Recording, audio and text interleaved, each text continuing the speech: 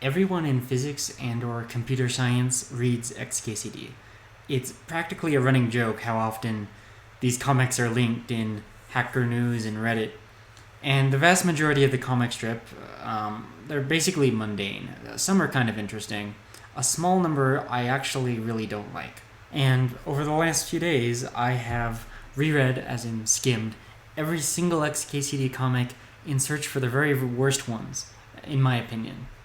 Some people might object to my criticisms because XKCD is supposed to be a humorous comic, although I generally take this kind of claim seriously, even when my detractors don't. I doubt that even XKCD's own creator would necessarily agree with that criticism in its own case.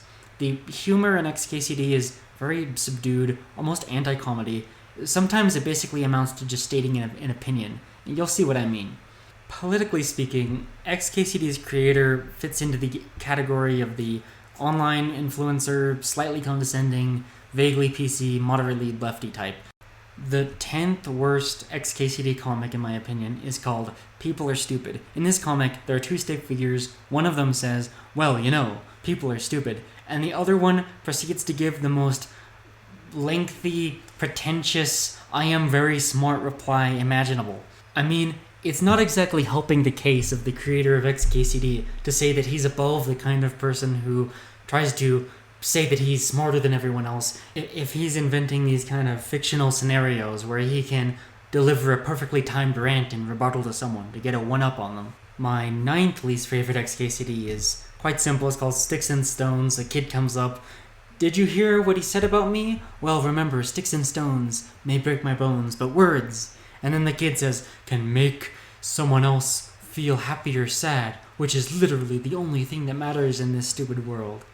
Well, it's not really the fault of this comic, but it really highlights that phrase, sticks and stones, has really gone out of fashion. I mean, if you tried to tell some people that words will never hurt you in this day and age, then some college students will have a word with you. So, with respect to this comic, I mean, I guess I don't agree that feeling happy or sad is the only thing that matters. I actually like the old adage. Number 8, How Standards Proliferate. Okay, I think this will be a controversial one because this is kind of a well-loved comic, but I think that's kind of the problem. I mean, the first time I read this comic, I had zero issue with it. I thought it was an insightful and even good comic. It just feels to me that it's a victim of its own success because I wonder if it's led to some bad consequences. I wonder if some people have been dissuaded from designing much-needed universal standards because of this exact comic. So someone thinks, oh, I need to come up with a universal standard for something, and that standard could have really helped. But then they posted it to Hacker News or something, and someone linked to this comic, and then they felt dissuaded, and the comic really killed the mood, and it's like, oh, this person is only making the problem worse. So I think this would potentially kill the mood of some much-needed standards upgrades that haven't happened because people have had their minds changed. I mean, XKCD really has a lot of influence.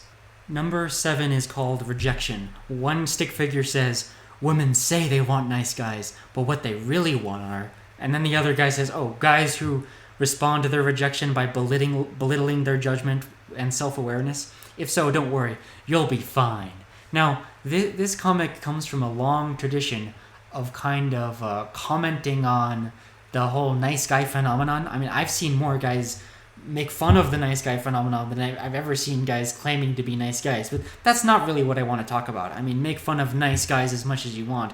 I don't really care. The mindset has for a decade now existed only as a punching bag position. But what I really want to comment on instead is the format of the comic. The format is, I'm going to imagine a hypothetical scenario where I can intellectually trounce my backwards-minded opponent with a concise takedown response. It's fun to imagine situations like that, don't get me wrong, but it's really cringe to commit them to paper, and XKCD comics do so all the time.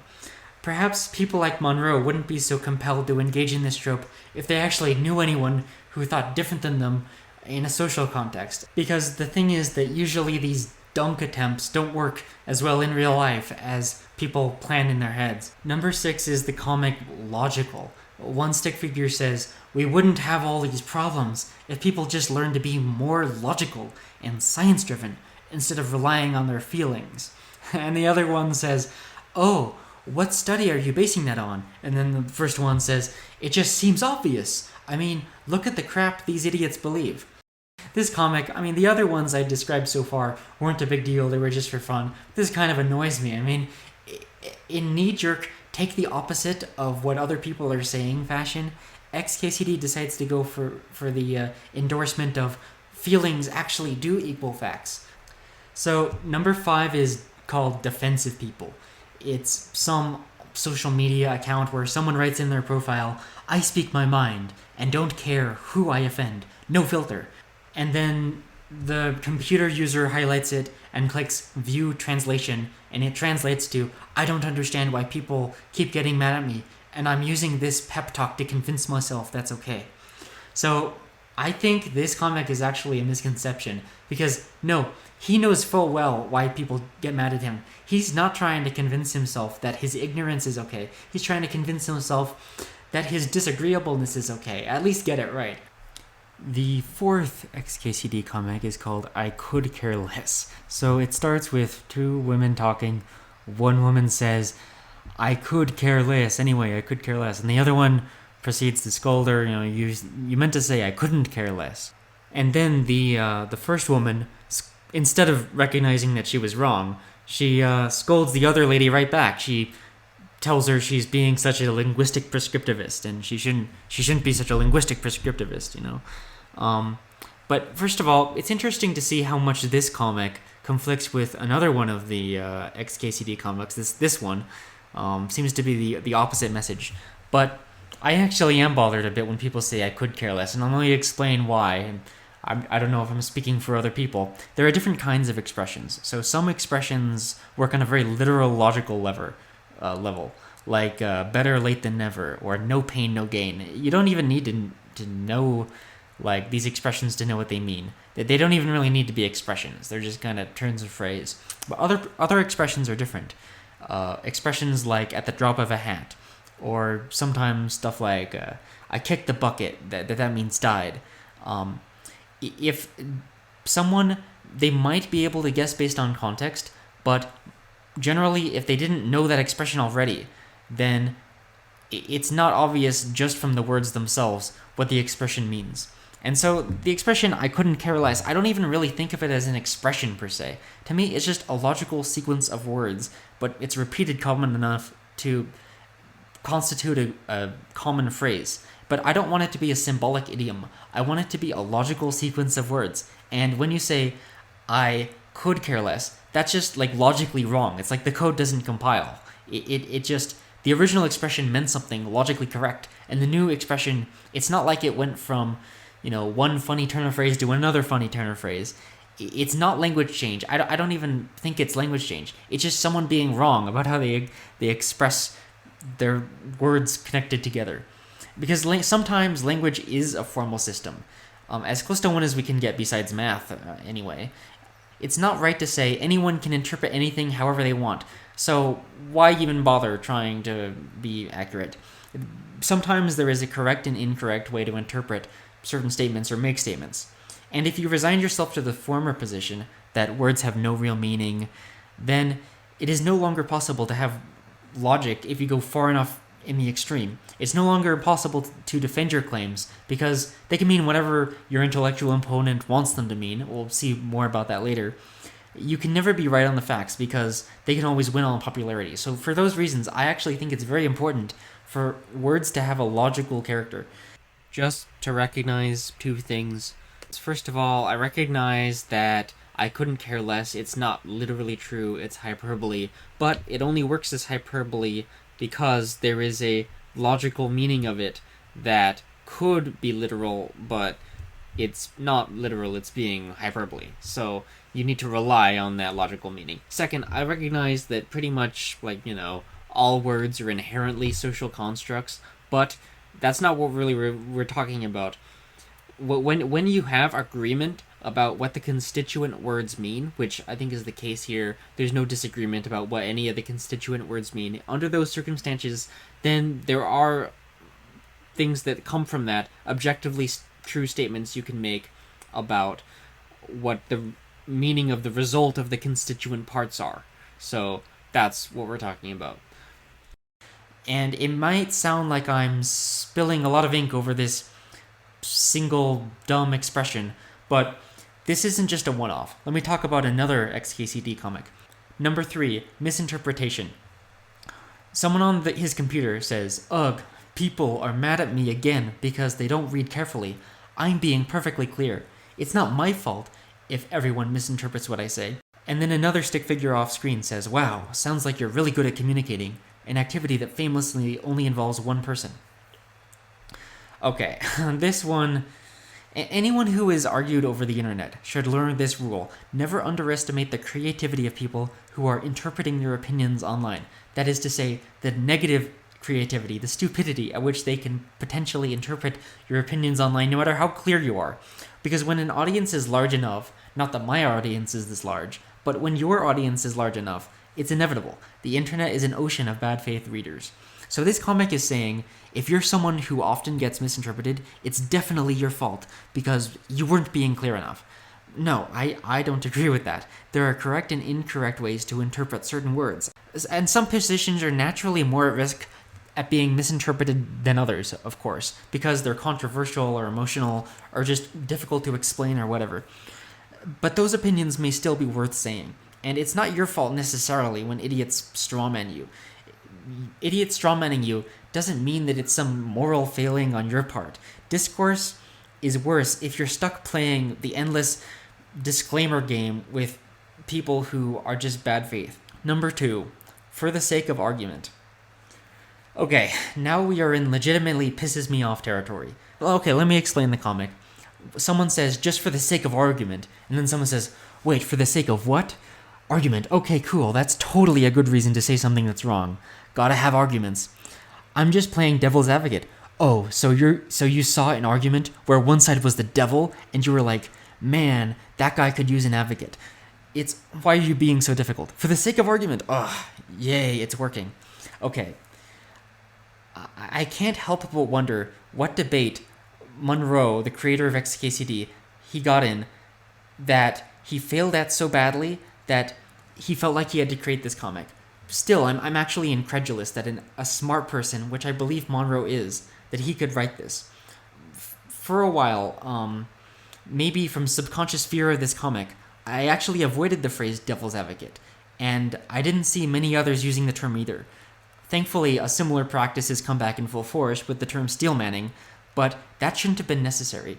In the last video that I made a long preface where I said, okay everyone, what I'm going to say, I don't believe necessarily all of it, it's just for the sake of argument, it's just a devil's advocate position. I know the internet well enough. The term devil's advocate has been stigmatized enough that I know that if enough people were to watch my video, some of them would have the knee-jerk reaction, kind of like the stupid guy in this comic. Okay, cool. For the sake of argument, that's totally a good idea to just say something that's wrong and then cover yourself by saying, you gotta have arguments. Well, guess what? I'm actually a believer that arguments are good actually, and sometimes you should actually have arguments. Sometimes devil's advocate hypotheticals are exactly what you need to clarify an issue in your mind. Because you can entertain certain...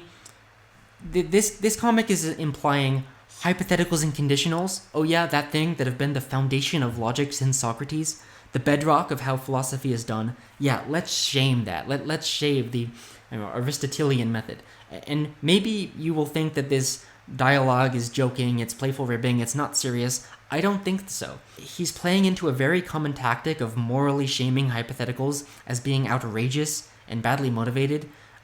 Some people actually hate hypotheticals as objections because, I don't know, they don't like their ideas challenged. But and the fact that I know that someone rolls their eyes whenever you say, I'm going to make an argument for a devil's advocate reason, that is legitimately destructive to the culture. And the fact that I know that is proof enough that I think this comic is not entirely joking. I think maybe Monroe would react that way if he heard someone saying that, they were going to posit something outrageous just for the sake of argument. Okay. Number 1, this is legitimately legendary territory. I will react to it panel by panel, so I'm not going to read it out right now. The comic is Free Speech, and you've probably seen it. Okay, here you have it. Here's what you've all been waiting for. The worst and most notorious XKCD comic. In fact, I get livid whenever I stare directly at it. It's up there with this comic and this comic and this comic as some of the most society-destroying online webcomics. Maybe I should make a video about those ones too. Anyway, I have talked about the ideas expressed here in this comic. I've talked about them, my reaction to them in other places, written about them in other places, but I don't think those old videos and commentaries are necessarily get to the point fast enough, or they're not high quality enough. So instead of pointing you to other places where I've reacted, I'm just going to react again here and express my views as succinctly as I can. Alright, first quote. The right to free speech means the government can't arrest you for what you say. This is false, and it's not even trivially false. It's so false that I think Monroe should delete this comic for spreading misinformation, or at least put out a disclaimer or a correction. Because here he's confusing the First Amendment with free speech, and they are not the same thing. The conflation of the two is such a rudimentary, brainless take that I've seen from so many midwits, and yet it's such a common misconception that it's almost cliche at this point. There were people who believed that misconception before the comic, but I really blame Monroe for galvanizing an army of midwits to parrot it as their go-to on every free speech conversation. Free speech, the general principle, is that people should not be punished for expressing their opinion. That is not equal, as in not the same as the First Amendment. The First Amendment is nothing more than a specific law that protects free speech in certain particular ways. To be specific, the protection from all government punishment, not just arrests. It says the government can't violate your free speech, but the free speech as a principle is broader than that. The First Amendment doesn't protect free speech completely, and it wasn't designed to do that. Next quote. The First Amendment doesn't shield you from criticisms and consequences. Okay, I agree that the First Amendment doesn't shield you from criticisms. Of course, they have free speech too. But the First Amendment definitely does shield you from some consequences. That is to say, the consequence of being arrested. If the First Amendment didn't shield you from consequences, what would be the point of it? That's the whole point of it. It shields you from being arrested as a consequence. Did you forget about that? But this is still a moot point, because here we're talking about the First Amendment. My concern is not solely about the First Amendment. I also care about free speech rights in general, which extends to colleges, social media, etc. If you're yelled at, is the next quote. Okay, I would say getting yelled at is partially censorship if it's coordinated and overly abusive and disruptive. Next, boycotted. I'm totally fine with boycotting. Boycott whoever you want. That's your right. Have your show canceled. I think that having your show canceled is censorship. Or get banned from an internet community. It's just that people listening to you think you're an asshole. Okay. First, I like that he conflates being an asshole with being worth listening to. To me, they're not the same thing. Second, if you get banned, it doesn't necessarily mean that. Many people have gotten banned who have large devoted audiences. They didn't get banned because they were disliked by the people who were listening to them. Not at all. They were banned because of the censors. They got banned because the people not listening to them disliked their content, and the hammer was dropped. Now I have a few honorable mentions and other random commentaries, other comics I want to talk about. Not all of these are necessarily really bad or even bad, but all of them I have something to say about. This next one is a comic where I'm not going to read it. It's too long. You can read it yourself. Well, what a strange comic. I've never had a conversation like this. The first stick figure barely says anything besides, "Idiocracy is so true." And then the other guy initially pretended to agree with him, then even argued beyond that initial quip. And then, without giving an explanation or a reason why, did a flip back and he said, "Oh, no, you're wrong. And you should be totally morally ashamed of yourself." I've never done this. I've never, initially pretended to agree with someone and then, morally shamed them for having that throwaway quip. Except in the context of maybe steelmanning someone, which, well, we've been over that. So people of Monroe's political persuasion, they absolutely hate Idiocracy for a number of reasons. First, they have no sense of humor. Okay. 2, Idiocracy says that IQ tests are valid. 3, Idiocracy says that humanity's problems are caused largely by human stupidity rather than through the types of explanations that sociologists like. Fourth, Idiocracy, albeit humorously, supports the dysgenics theory. Recently, YouTuber Sarah Zed made a video on why Idiocracy is so bad in her opinion. She basically argues all of these points. For starters, she has a bone to pick about point 2, echoing the IQ is bunk claim. She has an extreme claim, like, just so you know, IQ is totally debunked science. Some quote like that. And people like her, I mean, they love to claim things they dislike are pseudoscience. But in the case of IQ, okay, a 1-minute escapade into Google Scholar would reveal that, number 1, credentialed, respected scientists, not pseudoscientists, have, number 2, published many articles in prestigious scientific journals, not pseudoscientific journals, and number 3, the findings of those articles is that IQ is one of the most predictive measurements in all of the social sciences. I wonder if Sarah Z noticed that. Well, given that she called it a bunk pseudoscience, we know she is just saying what she heard from her social circle and other people like her, other influencers, without checking. Honestly, I do that myself. There's this one quote from Scott Alexander, which I like a lot. He's quoting someone who says, "But all experts agree that XYZ is BS." And then he responds to that, "Have you ever spent the 5 seconds it would take to look up a survey of what percentage of experts believe that XYZ is BS? Or are you just assuming that's true because someone on your side told you that it's true and it seems right?" And this is a phenomenon I've seen a lot. You kind of get these false claims just repeated over and over because someone on their side says it and it sounds totally correct. It sounds completely reasonable and you don't bother to really fact check it. You just kind of assume it's true because they're on your side. All right. But referencing back to my original take on the comic, I think I've covered pretty much number 1, 2, and 3 that I gave for why people like Monroe don't like Idiocracy. That just leaves number 4, the point about dysgenics. So they hate it because, it kind of endorses the dysgenic theory. Not really, like kind of as a joke, but they would think, when they look at that, they would think, oh, this means that they're supporting eugenics because of that clip at the beginning of the movie. So is the dysgenics theory true? I'm not going to answer that because I have no idea, and I have not researched it. But for some reason, I kind of doubt that the guy in the comic, which is to say Monroe, did any more research than I did. The next comic I want to comment on is the pickup artist one. So this is the one where someone says, "I've been learning tricks from pickup artist communities." And then the Monroe self-insert character gives his soapbox response about what he thinks about pickup artists. He says, "Pickup artists are dehumanizing creeps who see relationships as adversarial and women as sex toys." He says, "No, it's just a bunch of tricks, like negging." And then he goes on explanation about negging.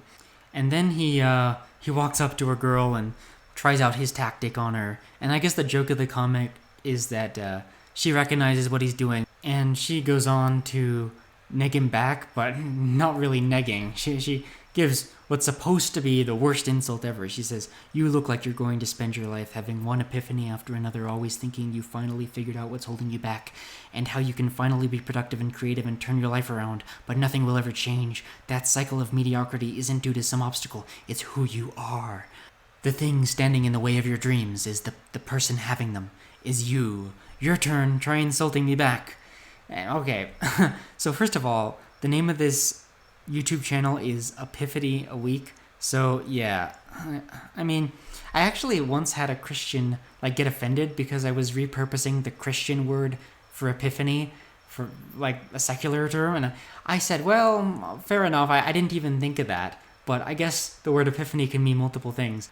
But he was still offended. He said, "No, Epiphany is the Christian feast day that celebrates the revelation or theophany of God incarnate as Jesus Christ." And I mean, okay, fair enough. But anyway, back to the comic. Some people read the insult at the end and they felt like it was directed at them, and they felt really hurt by it, even though it was just a panel from a comic. They felt like it really spoke to them and really insulted them. I don't feel the same way as them. I'm not really going to talk about that second last panel that much. Instead, I want to talk about, you guessed it, pickup artists. So this isn't the only time XKCD has referenced its disdain for pickup artists. I didn't happen to save the links to all the examples, but just pick me that he has a kind of a bone to pick with this issue. In fact, there's another comic quite like this one, but despite this, there are some subtle things like other comics he's written that seem to kind of contradict that. Like, he wrote a comic about pickup lines and he didn't really seem opposed to pickup lines. He wrote one comic that shows a women's bra, and on the back of the bra it's a Rubik's Cube, so it's kind of objectification. He wrote another one about how you shouldn't feel like it's creepy to approach women, and you should feel like it's okay to approach women more often without being considered creepy. So I understand the response to this. You might say, those examples don't really make my point that well. Those examples are really dumb because they are just encouraging normal human behavior. But pickup artists, they are a completely different breed. They take it way too far. Well, okay, let me tell you what it sounds like to me when I hear that. It sounds like if you're much more forward, scheming, and results-oriented than me, then you're a manipulative creep. You're a pickup artist. But if you're much shyer and more scared than me, then you might never find love, and I don't really care. But what you need to be is exactly as socially calibrated as I am. Oh, well, now that I think about it, it seems like I've written a script to an XKCD-like comic. This next comic is about the idea that people shouldn't be experiencing the world through their phones, and Monroe wants to quibble with that. Well, I kind of am on the train that I think people shouldn't experience the world through their phones.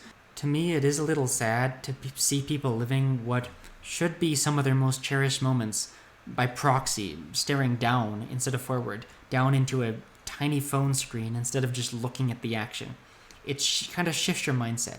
It shifts your mindset from, I need to experience this, into, I need to capture this so that others, including my future self, can experience it.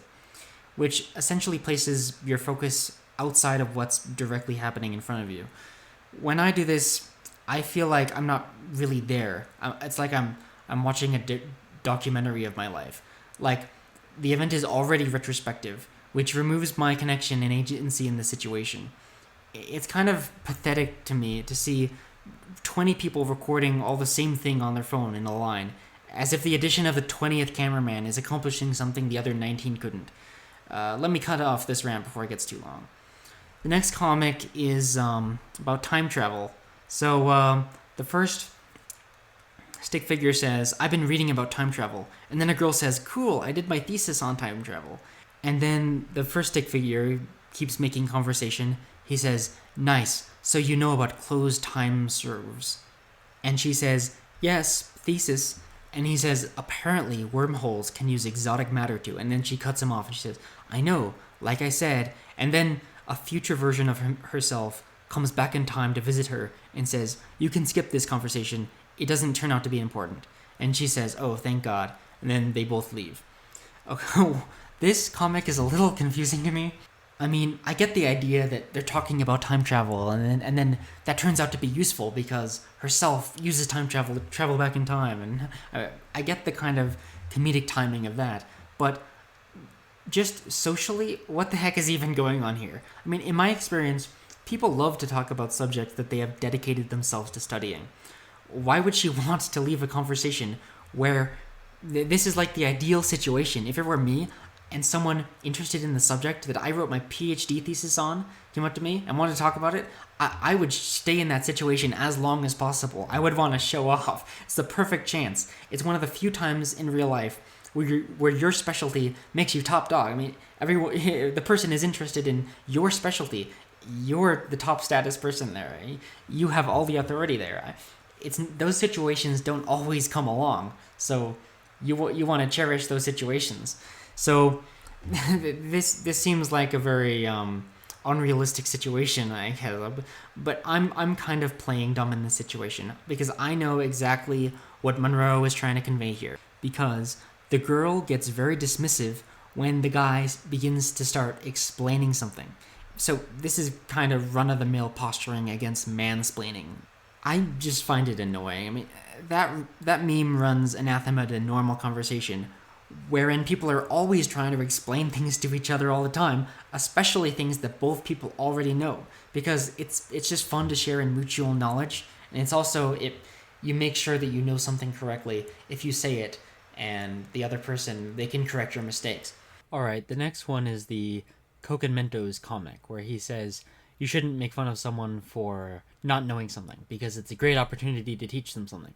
Now, this is a good sentiment, and a lot of people really like this one, but to be honest, when I read it, I just feel like, oh well, good for you. Because honestly, Coke and Mentos is kind of a fun example. It's like one of those wow moments, but not everything is like this. You have things like geography, like if you read a tweet like this, like sometimes I see tweets like this on, that just get me going.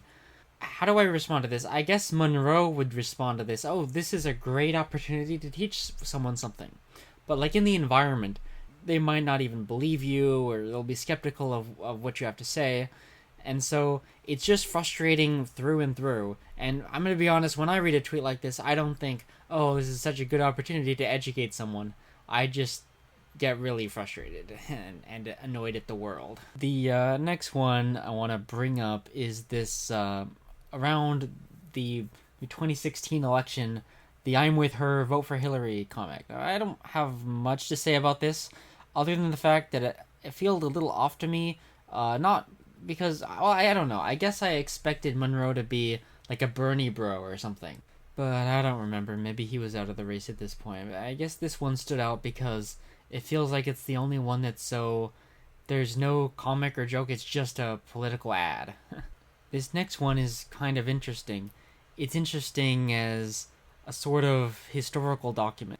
Because if you think back to the early 2010s and earlier, people broadly like Monroe, they held sort of favorable views of social media tech companies and their founders. And they still kind of subscribed to this nerd revenge conception. And then it all flipped in 2016 with the election of Trump. And it's tough to say exactly as if it was one event that changed this, but I think it was a confluence of a bunch of the different things. It was the narrative of fake news and the idea of social media fermenting hate, and Cambridge Analytica broke, and generally just people like Monroe, they kind of started to turn away against Facebook, and they started to have all these anti-Zuckerberg sentiments. So a comic like this I don't think would be made today. The next one, Wanna Feel Old? Does anyone? But okay, go ahead, I'm ready. This is the first presidential election in which there were voters too young to remember 9/11. I wasn't ready. Okay. Yeah, I'm not so sure what's weird about this. I don't remember 9/11. I mean, do people older than me think that 9/11 happened recently or something like that? It doesn't feel like to me it happened recently. I don't remember it at all. This next one is about I actually think this particular comic is kind of funny. But what is it about crypto? I'm not like super passionate for or against crypto, but why is it that everyone who seems to have generally the same personality as Monroe, they're all super anti-crypto? I don't know. It seems like a very interesting like psychological dispositional indicator. Like for or against crypto, it's like an often neglected kind of political dimension.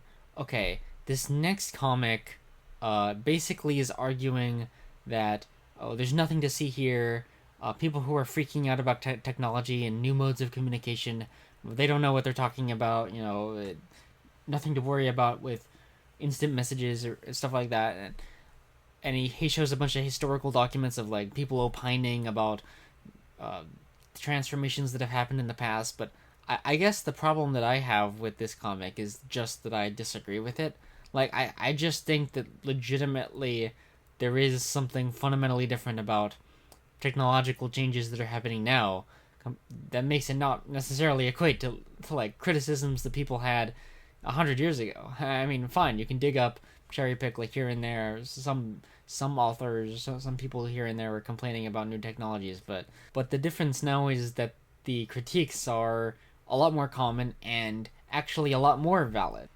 Okay, I'm glad you watched the whole video, so the last thing I have to do, otherwise my editor will get mad at me, is tell you have to like and subscribe.